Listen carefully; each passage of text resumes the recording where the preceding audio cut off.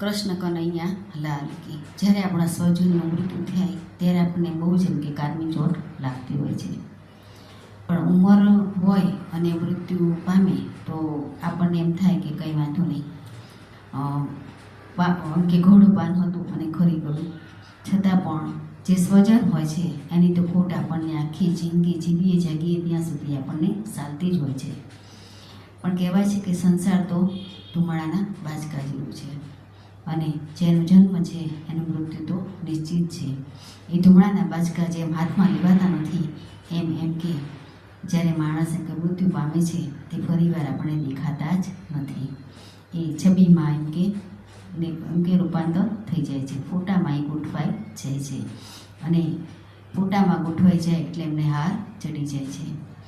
એવું જ આ નાનકડું એમ કે 4 દિવસનું કહેવાય કે બાળપણ, જવાની, ઘોડપણ અને વૃદ્ધાવસ્થા. આ 4 જે પગથિયા છે એ સારી રીતે આપણે ભક્તિ કરીને, ભગવાનનું નામ લઈને, નામ સ્મરણ કરીને આપણે જીવી લઈએ તો એમ કે વધારે ભગવાન આપણને સારું મૃત્યુ આપે છે. મૃત્યુ તો થવાનું જ છે, જન્મ છે અને મૃત્યુ તો છે જ, વહેલા કે મોડા. પણ ભક્તિ કરીએ તો ભગવાન આપણું જે મૃત્યુ છે એ સફળ સારું બનાવી છે અને જોડે તો કંઈ આવવાનું છે જ નહીં.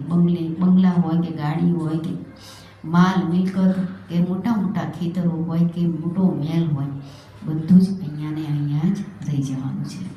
માટે આપણે જે કરીશું સારા કર્મ એ જ આપણી જોડે આવે છે.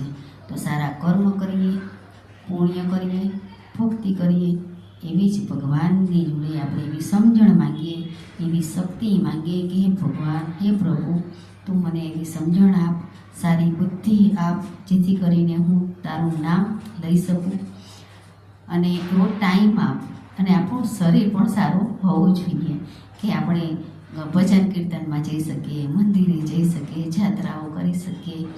તો ભગવાનને આપણે એવી જ પ્રાર્થના કરીએ કે ભગવાન, જે તે મને જે આપ્યું છે ને એ તો તને ખબર જ છે કે મારે એટલું જ જોઈએ છે અને એ જ મને એટલું તે મને આપ્યું છે. પણ ખાલી શરીર સારું હોય, આપણે એકદમ આપણે શક્તિ એમ કે શરીર આરોગ્ય આપણા સારું હોય તો આપણે સારી રીતે ભક્તિ કરી શકીએ. એવી જ આજના દિને પ્રાર્થના.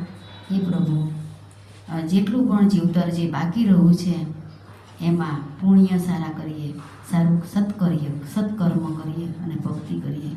એવી જ સમજણ અને બુદ્ધિ આપજો. જય શ્રી કૃષ્ણ.